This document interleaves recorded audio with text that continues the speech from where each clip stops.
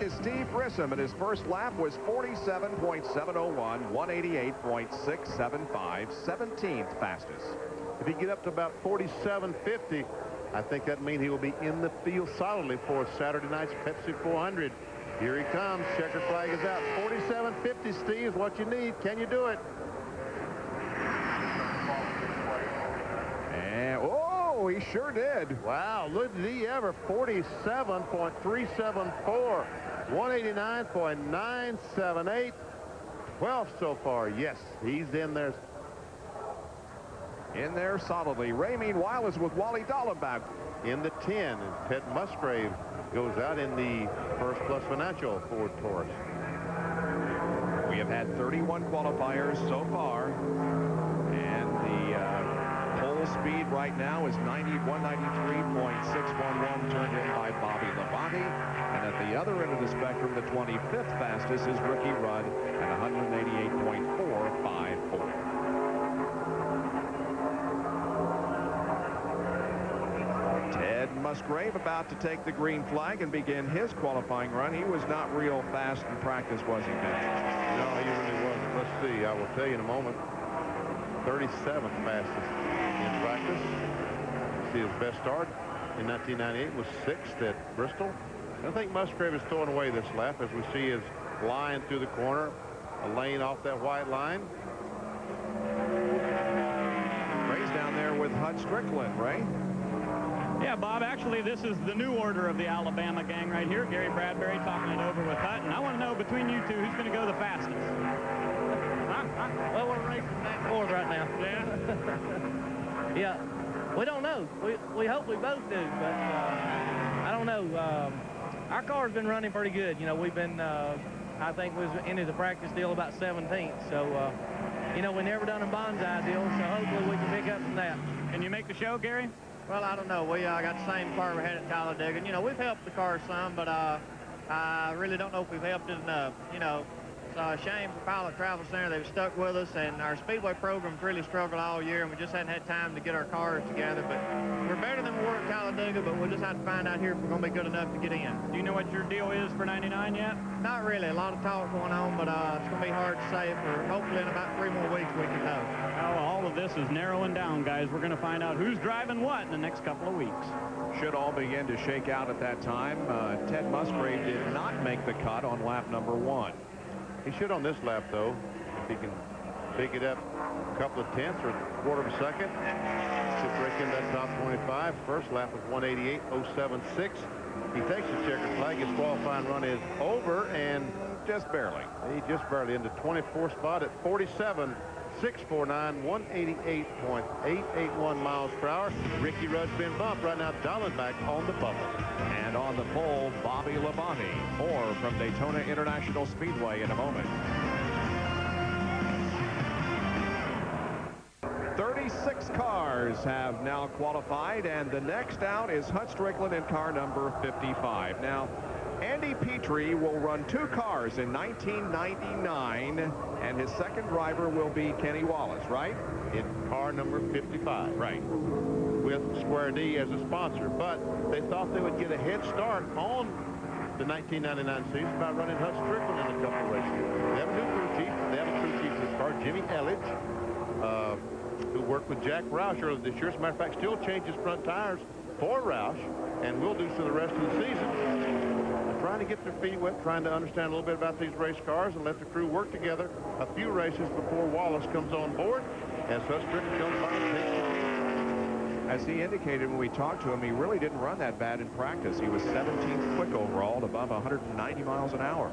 And this is sponsored by Oakwood Mobile Homes, the sponsor on their Busch Series. And there we see the top 25 cars, 193.611 to 189.215. From Bobby Labonte all the way down to Jeff Green in the 46 car.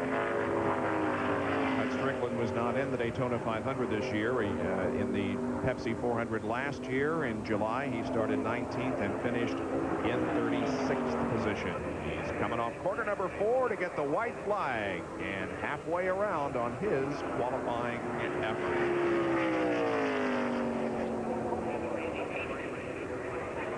Could get some practice and ran pretty good year. He will make the top 25, 189.777. That's 47.424. So Jeff Green's been bumped, and Dave Marcus is now the car in the real 3 Chevrolet, is the car on the bubble. Time to beat for the bubble, 189.346. And Hutch Stricklin trying to find some more speed, get up there a little bit higher. 15th, that's what I like. Hutch says 15th. He's had some pretty good runs here at Daytona. His best finish was 5th in 91 in the Daytona 500. His 4th, I should say, in 93, and his best start was 5th in 91. Here we go. Checkered flag drops, and Hutch Stricklin has completed the run. Let's see how far, if at all. Oh, he's way up there in 10th spot. Wow, 10th spot. I shot way too low. Yeah, you were a little low there. 47.012, 191.440, 10th spot for Hutch. On the front row. By the rest by provisionals, and here's a car that we saw a moment ago that's out of provisionals. The Kodiak Chevrolet, driven by Rick Wilson. Got to make it in on speed. Got to get in the top 36. There's an incredible manufacturers battle going on in Winston Cup competition. Ford now leads with Dale Jarrett's win last week at Talladega by just 3 over Chevy. And Ford has won 20 races here at Daytona, and Chevy has won 21. So it's up for grabs on Saturday night here in the Pepsi 400 1998. Here's Rick Wilson to take his qualifying run. You know, I keep talking, assuming that cars will not be able to break in the top 36 tomorrow afternoon. Certainly they can break in the top 36 tomorrow afternoon, but it would be a lot easier to do it tonight. Yeah, as you said, it's going to be much earlier in the day. The sun will be out when they take second round qualifying tomorrow, so chances are not as good of turning in a good speed tomorrow as they are here under the lights tonight. Here's Rick Wilson down in the corner right now. 37th, 8th, 9th, and 40th is Kenny Wallace, Kyle Petty, Garrett Bradbury, and Robert Presley. They've either got to pick up some speed or use the provisional to make the field. Here comes Rick Wilson to complete that first lap. What will it be? Good news, bad news. Not good. Not good at all. Not good. 48.259, 186.494. He's somehow, some way got to find about a half second. Oh, there's some experience and a lot of race wins there, huh? Right. Elliott and Darrell Waltrip talk things over. Rick Wilson did run a 188.4 in practice, but he's going to have to really pick it up, and probably will not be able to here on his second lap to achieve that. He was at Talladega last weekend and was not able to get into that field. So let's see how well he does here on lap number 2. He's going to pick it up some. Will it be he's the 35th at 47.952, 187.688. So now Jimmy Spencer has been bumped out of the top 36. And right now, Johnny Benson is the car 36th. But Nemechek does put himself on the bubble, so although he did crack the top 25, he still has a little bit of sweating to do before we get the qualifying concluded here this evening. And next up will be the guy we talked with not too long ago. This is Billy Standridge, who was 23rd fastest in practice. I don't think Michael Walker qualified because I can't find him. Oh, well, that could be.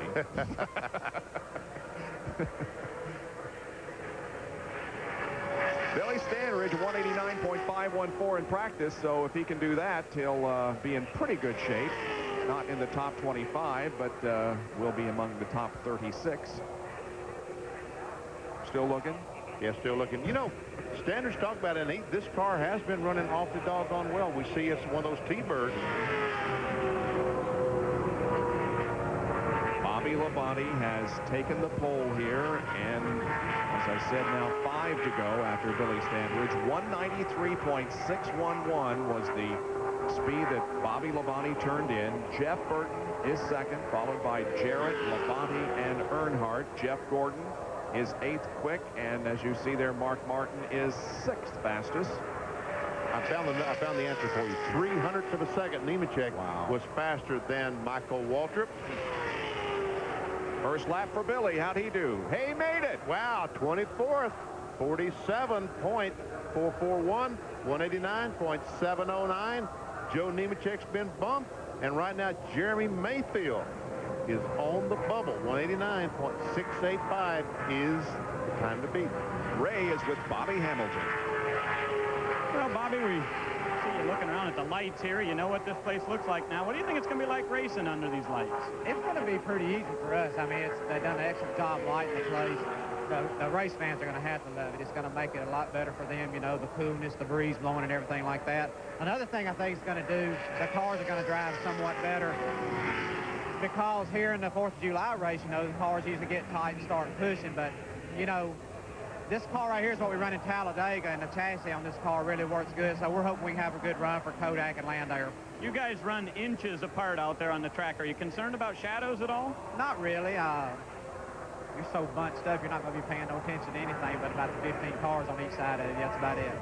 Well, good luck in qualifying.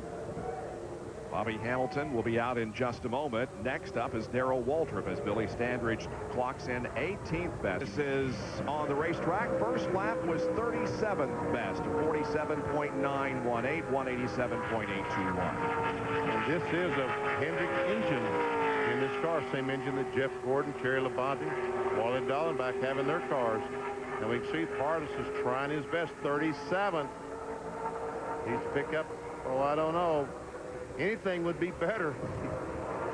Pardis is a local driver, makes his home here in Daytona Beach. We have Bill Elliott, Bobby Hamilton, and Rick Mast yet to qualify. Dan Pardis's second lap is 32nd fastest. But 32nd, and it might be just fast enough to run on Saturday night's Pepsi 400. 47.660, 188.838 miles per hour. Right now, the 36 car, Ricky Craven, has been bumped. Dick Trickle is now 36. By the way, the speed on Hut Stricklin, 183.337 miles per hour. By the way, the front record here is held by Greg Sachs. Now, remember, Chad Little turned a time of 29.880 seconds. The record is 29.485. The second prior to 29.83, and now Standridge has just moved into third, 29.948. Great lap for Billy Standridge. 182.957 miles per hour.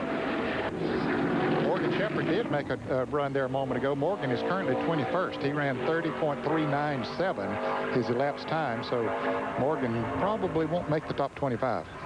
Now, the car number 27 is actually a backup car for Ron Barfield, the David Blair Motorsports machine. Beautiful race car they had here this morning with Goodyear tires on the side of the car. Going into turns 1 and 2, apparently the car broke loose and Barfield slammed the wall. He's okay, but it had to go by. 30.438, 180.012 miles an hour. Don't think that will stand up for the top 25. But considering they got just a very few laps of practice on this car out of the last fall, we'll take a look and show you the field as it is. Jeff Gordon is our pole sitter thus far. Terry Labonte in second. Mark Martin, Jarrett, Urban, Sachs. How about Sachs? Hamilton, Little, Stricklin, and Sprague in the top 10. That's Jack Sprague from the Supertruck series driving a Hendrick car. Bill Elliott, Rick Mast, Johnny Benson, Dale Earnhardt, and Brett Bodine in the top 15. Then 16th is Blake Speed, then Nemechek, Standridge, Ward Burton, Elton Sawyer, Bobby Hillman, Ricky Rudd, Rusty Wallace, Andretti, Michael Waltrip now on the hot seat. And you can see there's some good drivers already been bumped there, including Sterling Martin. See, Marlon and Musgrave have been bumped. You can see where your favorite driver is qualified. Ron Barfield with a backup car back in 41st spot. And Kyle Petty told us at the beginning they were not even close to being where they wanted to be. You see that speed, 177.989. They will need to get that Coors Light Silver up to being a bullet tomorrow if they're going to get a chance to get that car in for Bradbury, Ned. Really? 29.910, 183.190 for Gary Bradbury. So he's another driver that just seems to have a knack for getting around the Atlanta Speedway. Remember a few years ago when he put Jimmy Means. And I'm standing here with Jack Sprague, who refuses to smile. Oh, we finally smiled. You qualified 12. Well, I'll tell you, this is my truck team. Dennis Conner and all the guys have done a heck of a job.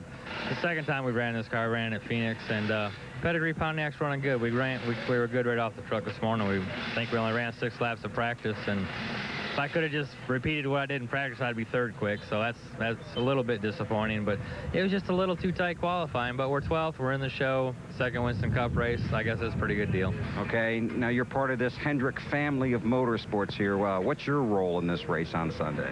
This is just for us, just to get some experience for the future. And there's nothing I can possibly do to help either one of them, you know, no matter what I did out there. So I'm just basically staying out of their way.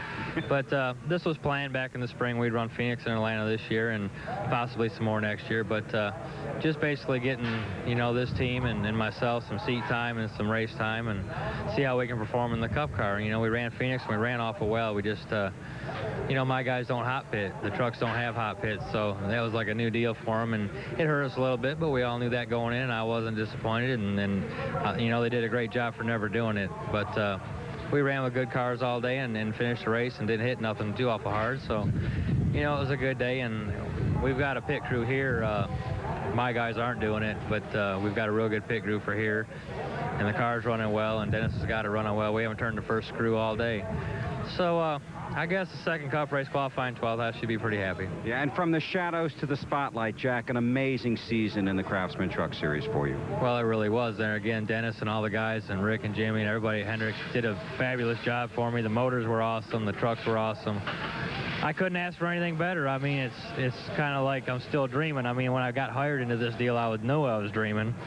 But it just don't never wear off. And these guys are great, and we had a great year and came up just a little short of the championship and had a real good shot at winning it. So it's pretty good for a first-year team, and we're going after them next year fully loaded. And the driver did pretty good, too. That's Jack Sprague, and Benny has another member for the Hendrick Motorsports half hour here.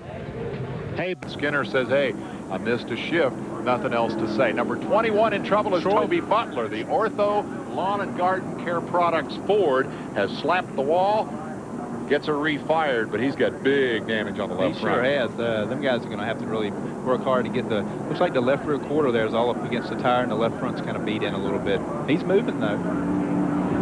He's going to do his best to get her rolling. Going to get a great paint job on that truck, and we're going to get a quick look at how it happened here. Let's see.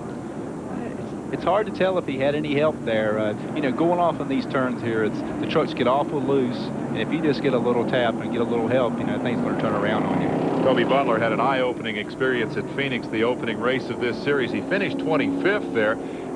He drives for Jim Venable. Jim Venable is one of the guys who helped create this series. He's a legend in off-road racing. He's made a fortune flying airplanes, tanker planes that put out fires, basically, forest fire. Trouble on the front straightaway.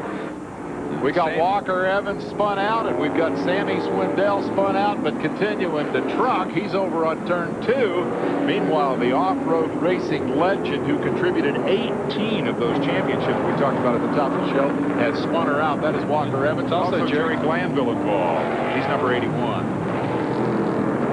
Glanville, that's Jerry Glanville, the football coach. He's tried a number of different forms of motorsports. He looks like he got out of that pretty clean. I don't think he bent her up at all. I think he just spun. I don't know if he hit oil or something, but just got away from him there. Jerry Glanville first got involved. I don't know if he left any tickets for Elvis here or not, but he's been heavily involved in motorsports since he started drag racing Harley Davidsons.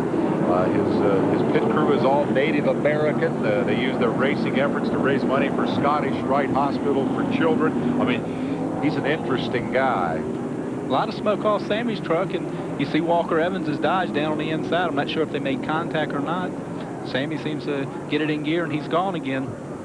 Walker was doing most of the Dodge in there, and his Dodge told us this morning on NASCAR today. The left rear tire on Sammy's truck there seems to be bent. It's supposed to be round, right? It's supposed to be. Yeah, the round black things, yeah.